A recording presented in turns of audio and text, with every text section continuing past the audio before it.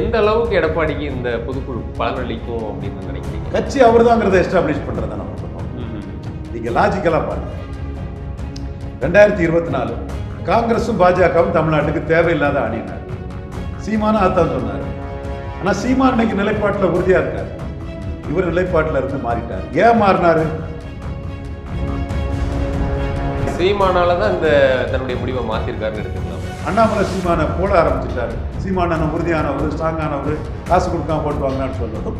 ஐயா சிவி சண்முகம் இதுக்கு தான் சாடினாரு. இது நடந்த விஷயம் ஐயா. நான் ஒன்றும் கருத்து கணிப்பெல்லாம் சொல்லலையா. கருத்து கணிப்புல உங்க கருத்துக்கு நான் வந்துடுறேன். நடந்த விஷயத்துல நீங்க இல்ல, உங்க தாத்தா இல்ல, உங்க அப்பா இல்ல, உங்க பூட்டா இல்ல, யாரும் மறைச்சு பேச முடியாது. சிவி சண்முகம் உங்களையும் இன்னைக்கு தாக்கி பேசியிருக்காரு போல் இருக்கு. உங்களுக்கும் பிஎம் கேண்டிடேட் கிடையாது, சீமானுக்கும் பிஎம் கேண்டிடேட் கிடையாது. சீமானுக்குள்ள 4வது பேட்டியல அடுத்தால நீங்க 36 விழுக்காடு வாக்கெடுத்த விக்கிரவாண்டியில சீமான் போல்டா வந்து நிற்கிறாரு. அப்ப பாஜக பாச்சா இபிஎஸ் கிட்ட பலிக்காதுன்றீங்களா? பாஜக பாச்சா அதிகார பாச்சா பலிக்கல. அண்ணாமலை எடுத்த 18 விழுக்காடு பாதிச்சு. இன்னும் சீமான் பயத்தை கொடுத்துட்டு தான் இருக்கிறேன். புரிஞ்சவங்களுக்கு தெரியும். சீமான் வச்சுதான் பயன்படுத்த முடியும்னு குருமூர்த்தியை ஒத்துக்கிட்டாரு. நிர்மலா சீதாராமனும் சீமான் இப்பதான் தனிச்சுதான் பண்ணு நிர்மலா சொல்லிட்டாரு. ஆனா இப்போ இந்த பொதுக்குழு கூட ஒரு பயத்துல தான் எடப்பாடி இன்னைக்கு கூட்டியிருக்காரோ. ஏன்னா ஓபிஎஸ்னுடைய டெல்லி சந்திப்பு, அப்புறம் அண்ணாமலை தொடர்ச்சியா டெல்லி போயிட்டு வர்றாரு. சார் என்ன சொல்றீங்க? பதவிக்காக தான் காலில் விழுந்தாரு. பதவியே அவர் கையில வந்துச்சு. இப்போ சசிகலாவும் அவர் ஒரு சபையில் இருக்காருன்னு வைங்க. சின்னம்மான்னு சமுதாயத்தை சேர்ந்தவனும் பல நடந்தவனும் போய் நின்றுவான்ல. பெரிய ராஜதந்திரி. நான் பெருசா குறைச்செல்லாம் மதிப்பிடல. அண்ணாமலை கொஞ்சம் வேல்யூ கூடுற மாதிரி தெரியுது. சமீப காலமா கொஞ்சம் அமைதியா இருந்தாரு, இப்போ கொஞ்சம் பவருக்கு வந்திருக்காரா? ரியல் பவருங்க அவரு. ரியல் பவருங்க. ஸ்ரீனிவாசா டூர் நடத்தும் ஆன்மீக சுற்றுலா. தொடர்புக்கு 9384854560. சௌபாக்யா home and kitchen appliances. Everest easy chef ஆகுங்கள் சில நிமிடங்களிலேயே. குமுதம் நேயர்களுக்கு வணக்கம். இன்று நமது சிறப்பு நேர்காணலுக்கு சிறப்பு விருந்தினராக அரசியல் திறனாய்வாளர் ரவீந்திரன் துரைசாமி அவர்கள் இணைந்துள்ளார். அவரை நிகழ்ச்சிக்கு வரவேற்போம். வணக்கம் சார். வணக்கம் ராஜா. எப்படி சார் இருக்கீங்க? நல்லா இருக்கும் தம்பி. சார், இன்னைக்கு அதிமுகவினுடைய பொதுக்குழு, இந்த பொதுக்குழு அதனுடைய 16 தீர்மானங்கள், இதெல்லாம் எப்படி பாக்குறீங்க? முதல்ல எடப்பாடி தன்னை அசெப்ட் பண்றாரு. அவர் கட்சியில சசிகலா, தினகரன், ஓபிஎஸ் மீண்டும் சேர்ந்து தோத்தா அவங்க இவங்களை கவுத்திடுவாங்க. Mukkulathor community, vibrant community, politically vibrant community தோத்தது. இன்னைக்கு இருக்கக்கூடிய முக்குலத்தோர் கம்யூனிட்டி மாவட்ட செயலாளர்களை ஓபிஎஸ் பொதுச்செயலாளர் ஆக்கணும்னு சொல்லுவாங்க. தோத்த பிறகு எடப்பாடியை அப்புறம் தாக்கு பிடிக்க முடியாது.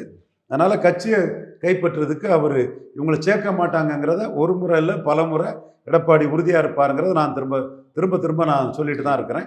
அதுதான் நடக்குது. ஏன்னா எடப்பாடியோட இந்த கேரக்டர் ரிடியூசிங் கிரேசியை நான் ஆரம்பத்திலே கண்டுபிடிச்சிட்டேன். அதனால தான் சசிகலா வந்ததும் முக்குலத்தோர் சமுதாயத்தை சேர்ந்த ஒரு உயரதிகாரி என் நண்பர் அவர் அப்படியே மன்னிப்பு கேட்டு காலில் விழுந்துருவாருனாரு. இல்லை சார் என்ன சொல்றீங்க? பதவிக்காக தான் காலில் விழுந்தாரு. பதவியே அவர் கையில் வந்துட்டு அது அவர் அதை பார்த்தவர். இன்னும் தன் காலில் விழுறதுக்கு 4 பேர் வருவானா? ராஜ்யசபா பதவிக்கு தன் காலில் எத்தனை பேர் விழுவான் அதை பார்ப்பார்.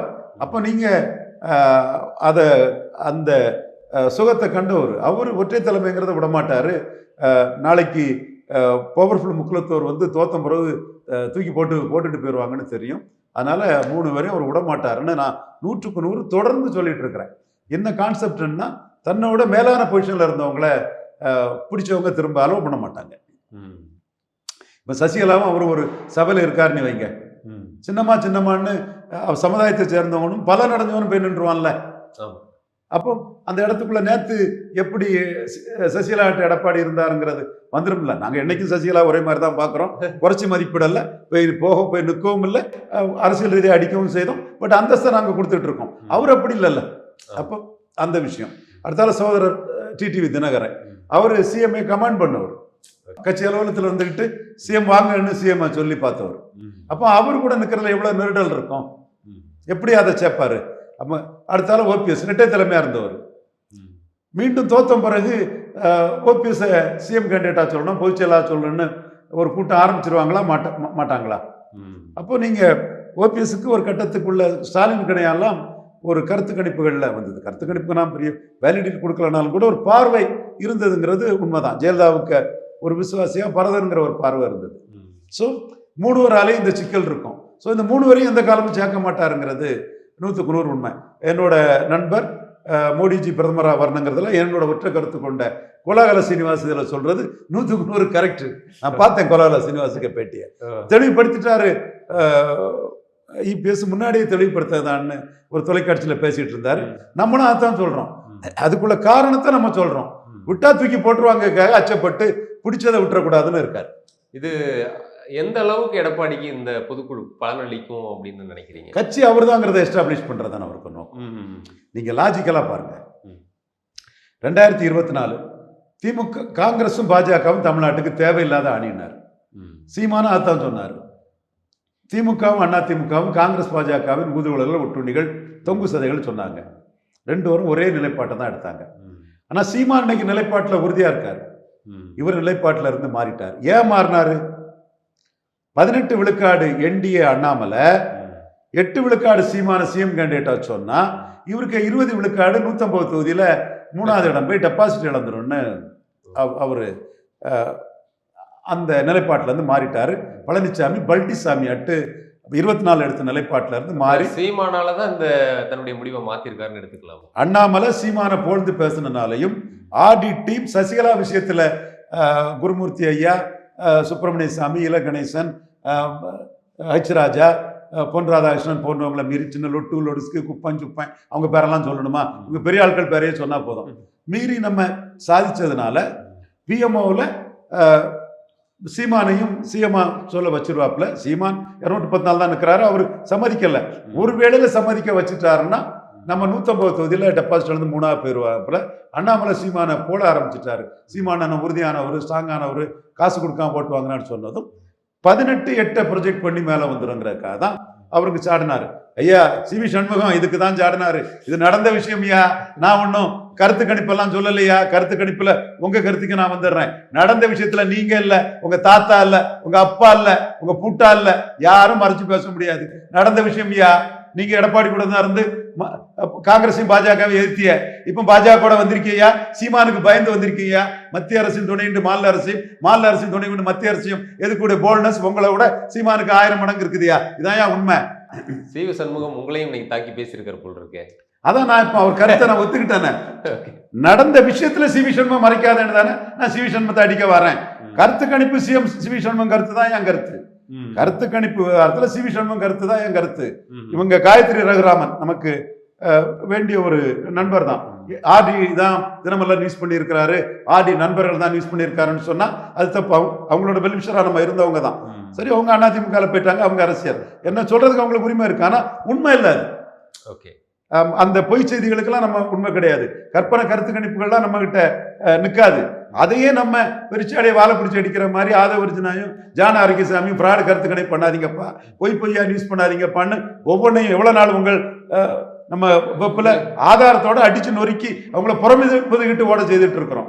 எப்படி புறமுதுகிட்டு ஓட செய்துட்டு இருக்கோம். கருத்து கணிப்புகள்லாம் நம்ம வரல.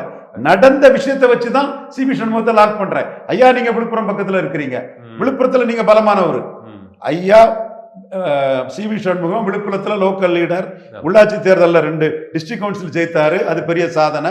ஸ்டாலின் அதை வெளியிடலாம். ஐயா எடப்பாடி ஐயா சிவி சண்முகத்துக்கு பெருமையை நம்ம வெளிப்படையா சொல்லக்கூடிய ஆள் யாருனாலும், யாருக்கு மிரட்டி என்னைக்கும் குறைச்சி சொல்ல மாட்டோம். நம்ம சாதனையும் எவன் உள்ள வந்தாலும் அடிச்சு விரட்டி நான் தாண்டா சாதிச்சேன் போடா பிக்காளிகளா அவனா இருந்தா என்ன, மோடி என் ஆளு நான் சொல்றதை கேட்பாரு, அவர் நன்மைக்கு நான் சிந்திப்பேன்னு சொல்லக்கூடிய நபர். அப்ப இதே சிவி சண்முகம் ஐயாட்ட கேட்கிறேன், புதுச்சேரி தானே நீங்க எல்லாம் உங்க குடும்பம் உங்க கட்சி நீங்க தான் சொல்றீங்க. முத உங்க மக்கள் தலைவர் எம்ஜிஆர் வந்து ஆட்சியை பிடிச்சது புதுச்சேரியில தானே.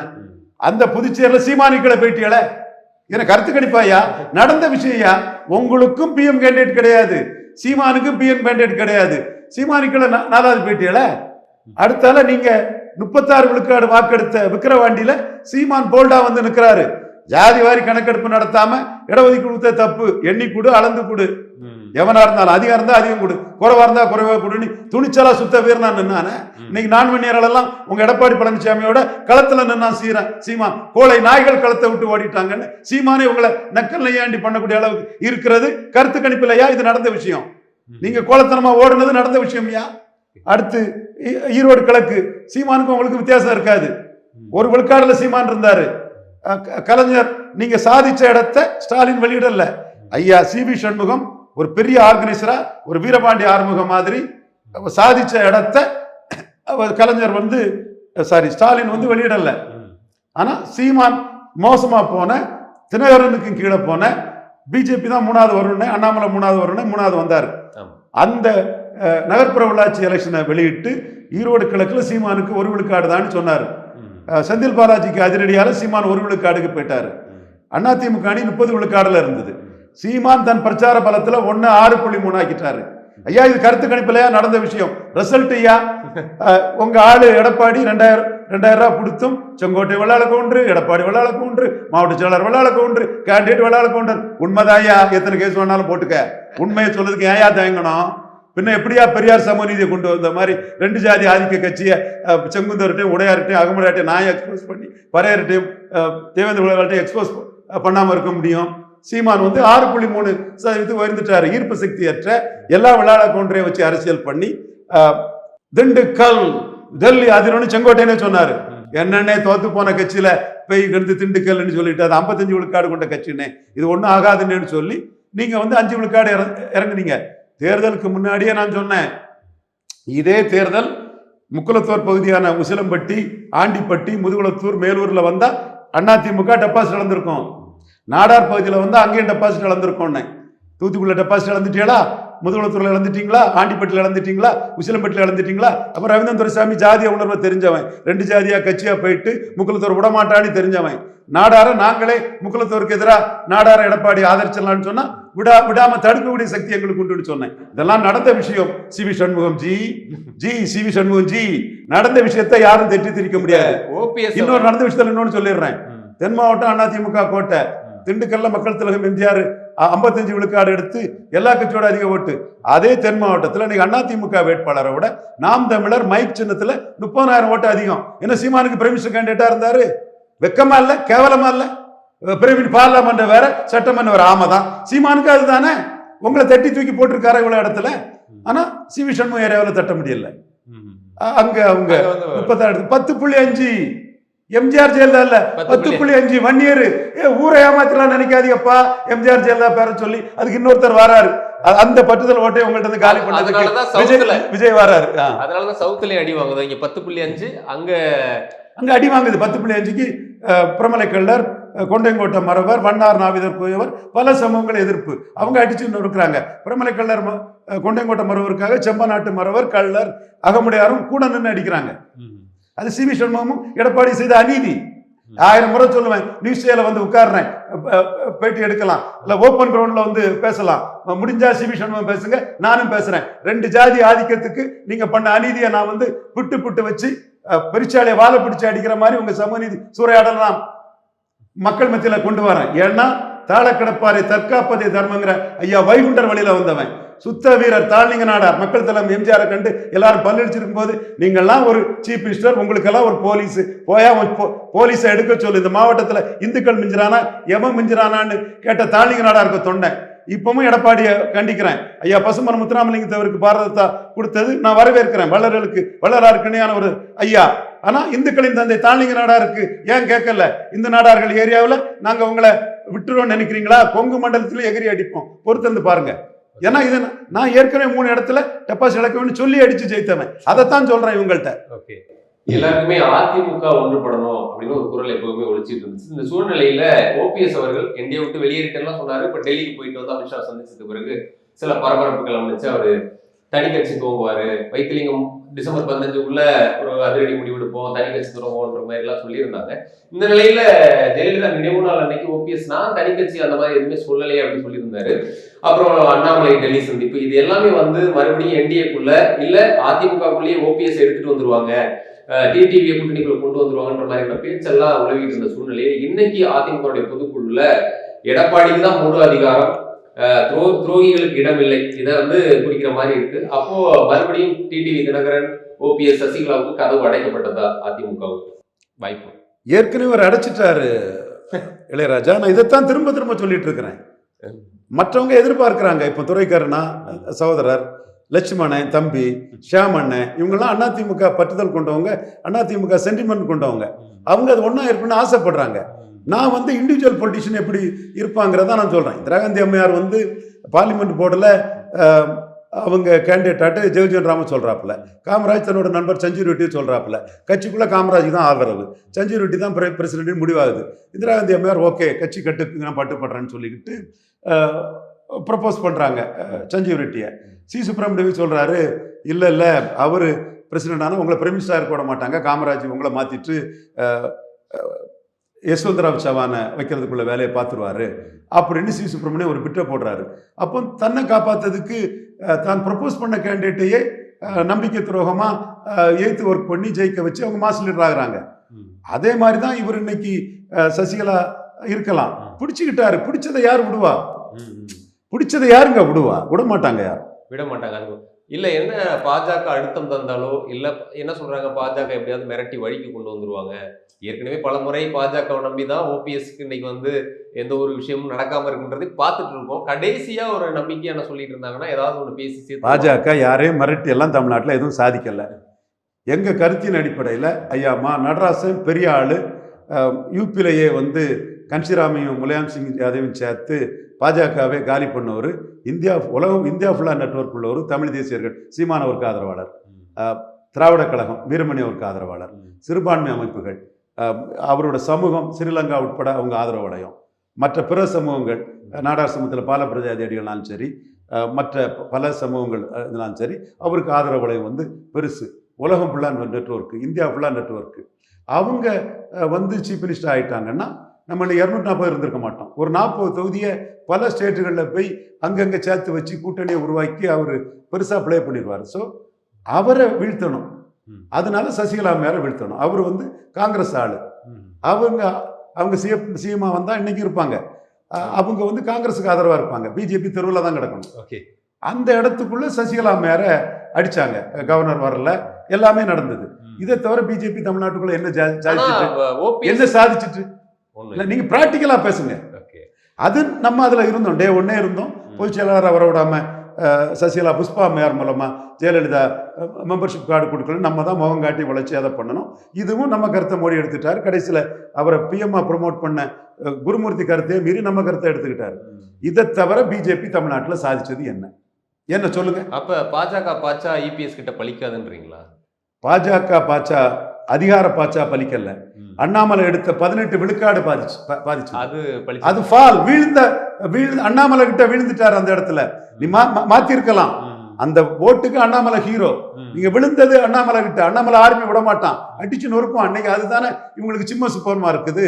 எவ்வித பலனும் இல்லாத ஒரே குட்டையில் ஊறிய மட்டையிலிருந்த பெருந்தலைவர் காமராஜ் சொன்ன அந்த கருத்தை மக்கள் மத்தியில் கொண்டு போய் ஒரு 18 விழுக்காடு வாக்கெடுத்த அண்ணாமலைக்கு ஆதரவா ஒரு பெரிய ஆர்மி இன்னைக்கு இளைஞர் பட்டாளம் வந்துட்டு.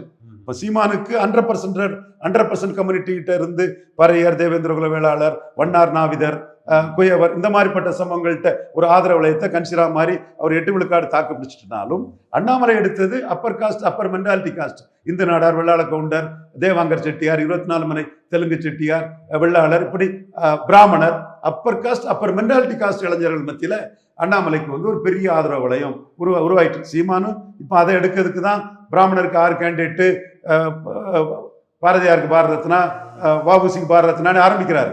பட் அந்த 18% ஓட்டர்ஸ் வந்து அண்ணாமலையை ஹீரோவா பார்க்குறாங்க. ஸோ அந்த இதுதான் இப்போ எடப்பாடி பழனிசாமிக்கு பெரிய நெருக்கடியாகி 2வது இடத்துக்கு போட்டி போட வேணும்னு நினைச்சு அந்த அண்ணாமலையோட உழைப்பில் கிடைச்ச வெற்றியில இவர் கீழே விழுந்ததுனால இங்க உள்ள வந்திருக்கிறார். மிரட்டலுக்கு வரல. நானே மிரண்டு போயிட்டேனே. ஒரு பெரும்பான்மை தமிழ் சாதியை சேர்ந்தவர் வரமாட்டாருன்னு சொல்லிட்டு இருந்தேன். வந்ததும் நான் மிரண்டுட்டேனே.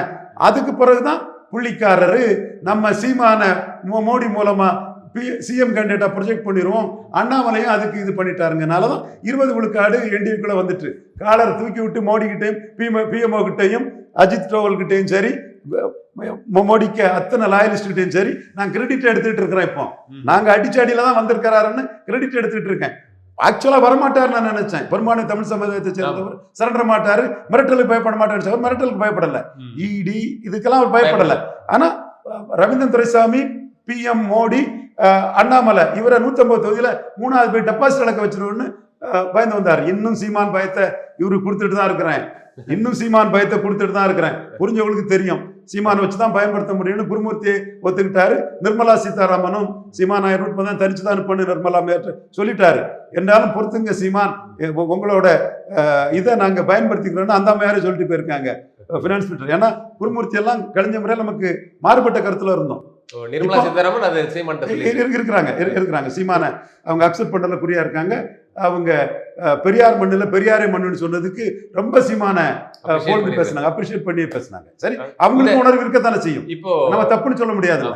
ஆனா இப்போ இந்த பொதுக்குழு கூட ஒரு பயத்துலதான் எடப்பாடி இன்னைக்கு கூட்டியிருக்காரோ. ஏன்னா ஓபிஎஸ்னுடைய டெல்லி சந்திப்பு, அப்புறம் அண்ணாமலை தொடர்ச்சியா டெல்லி போயிட்டு வராரு. இதெல்லாம் ஏதாவது நம்ம ஒரு நெருக்கடிக்கு உள்ளாவும் கட்சியை நம்ம வசமே வச்சுக்கணுன்றதுக்காக தான் இன்னைக்கு இந்த பொதுக்குழுன்னு எடுத்துக்கலாமா?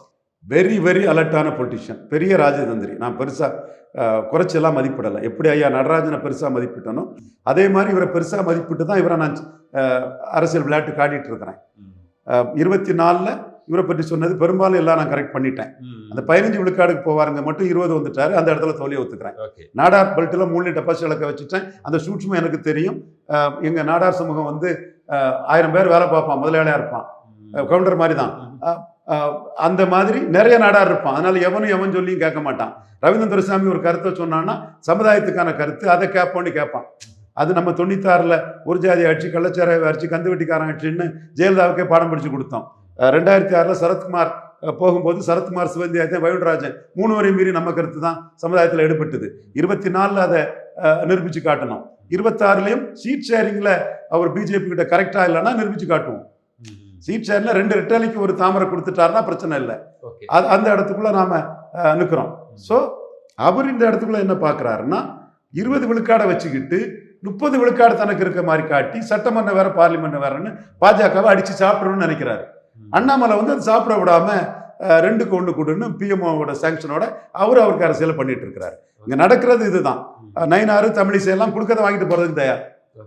அலைன்ஸ் பேரக்கூடாதுன்னு அண்ணாமலை நான் எடுத்த ஓட்டுக்குள்ள சீட்டு வேணுங்கிற இதுல அவர் அண்ணாமலை கொஞ்சம் வேல்யூ கூடுற மாதிரி தெரியுது. சமீப காலமும் கொஞ்சம் அமைதியா இருந்தாரு, இப்போ கொஞ்சம் பவருக்கு வந்திருக்காரு. ரியல் பவருங்க அவரு. ரியல் பவருங்க. பொன்னார் எங்க ஜாதிக்காரரு. கன்னியாகுமரி டிஸ்ட்ரிக்ட் பாஜக அவர் தான் கட்சிக்கே தன்னை அர்ப்பணிச்சுக்கிட்டவர். 5.5 விழுக்காடு ஓட்டு 2 எம்பியும் ஜெயித்தவருங்கிறத நான் மறுக்க வரல. தமிழிசை எங்க ஜாதிக்காரங்க, மோடி லாயலிஸ்ட் தான். அவங்க தலைவராலன்னா இன்னைக்கு சசிகலா அம்மையார் தான் சிஎம்ஆ இருந்துட்டு இருப்பாங்க. அதனால் மறுக்க வரல. அதெல்லாம் அவங்க லாயல்ட்டியும் அவங்க இதே நம்ம பாராட்டுறோம். ஆனால் அண்ணாமலை 11.4% வாக்கு பாஜகவுக்கு எடுத்து 18 விழுக்காடு வாக்குக்கும் ஹீரோவாக இருக்கிறாருங்க. மக்கள் தலைவர் எம்ஜிஆரும் புரட்சி தலைவி புத்தமிழஞ்சர் கலைஞரும் 55% இந்திரா காந்தி பிரதமர் ஓட்டுக்கு 2 ஹீரோவா 71 நின்ன மாதிரி 18 விழுக்காடு மோடி பிரதமர் ஓட்டுக்கு அண்ணாமலை தான் ஹீரோவாக இருக்கிறார். ஸோ அவரை நீங்கள் ஜஸ்ட் லைக் தட் இது பண்ண முடியாதுங்கிறத நம்ம ஆணித்தரமாக மோடிக்கிட்ட சொன்னோம். மோடிக்கு ஒரு வேல்யூவேஷன் அண்ணாமலை இருக்கிறாரு, அதை நம்ம சொன்னோம். அவங்க உணர்ந்துக்கிட்டாங்க. IP report, Gujarat team report. ஏன் seeing is believing. Amit Shah கலந்துக்கிட்ட Madurai கூட்டத்தில் என்ன நடந்தது? அதுக்கு பிறகு நம்ம கருத்தை சொல்கிறோம். இவர் சீட் ஷேரிங்கில் விளையாடுவார், 24 கலத்தி விட்ட மாதிரி 29 கலத்தி விடுவார், எச்சரிக்கையாக இருக்கணும்னு சொல்லும்போது யாரை வச்சு இவரை அடக்க முடியும்னா அண்ணாமலை வச்சு தான் அவரை அடக்க முடியும். மற்றவங்களாம் ஈஸியாக சாப்பிட்டு போயிடுவார், ரொம்ப சிம்பிளா சாப்பிட்டு போயிடுவார். இப்ப அண்ணாமலை கான்செப்ட் இந்த சீட் ஷேரிங்காக தான். சின்ன கவுண்டர் பெரிய கவுண்டர் கான்செப்ட் தான். மீண்டும் சின்ன கவுண்டர் பெரிய கவுண்டர். நம்ம சின்ன கவுண்டர் நிமிந்து நிற்கக்கூடிய கவுண்டருக்கு சப்போர்ட்டா பண்றோம். ஏன்னா அவர் மோடிக்கு வேல்யூ அடிஷனா இருக்கிறார். இந்த அண்டர்லைன் பண்ணிடுங்க இதை. ஓகே, கண்டிப்பா ஒரு ரெண்டு ரெட்டலைக்கு ஒரு தாமரை அப்படின்னா கிட்டத்தட்ட ஒரு 50க்கு மேல ஒரு 60 இடங்கள் அப்படின்றது கொடுக்க வாய்ப்பு இருக்கா? எடப்பாடி கொடுக்க வாய்ப்பு இருக்கா? கொடுக்க மாட்டாரு. அதை வச்சு எப்படி டஃபா போகுது, அமித்ஷாவுக்கு மன வலிமையா எடப்பாடிக்கு மன வலிமையான அதுல பார்ப்போம். ஸ்ரீனிவாசா டூர் நடத்தும் ஆன்மீக சுற்றுலா தொடர்புக்கு 9384854560. சௌபாக்யா home and kitchen appliances. Everest easy chef ஆகுங்கள் சில நிமிடங்களிலேயே.